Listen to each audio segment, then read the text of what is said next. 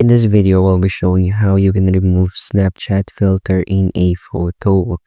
Well, I have downloaded this application using my Play Store, which is named as YouCam Perfect. Well, you can search for it and then download it. So after installing it, open the application and then create an account. As you can see here, you can remove the filter by using AI, which is inside or integrated in YouCam Perfect. So how to do that? Click the photo edit and then find the photo that you want to remove the Snapchat filter.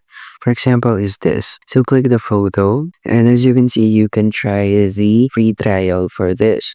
And they have a preview on how the AI removal works. So let's head back. And then here you just need to click the AI removal, and then you just need to brush out or brush the parts that you want to be removed. For example, is this and this and this, and just click the apply button and wait for the process to be done. The preview has shown that we have removed the filters, so just download this or save it after getting or being satisfied with the result.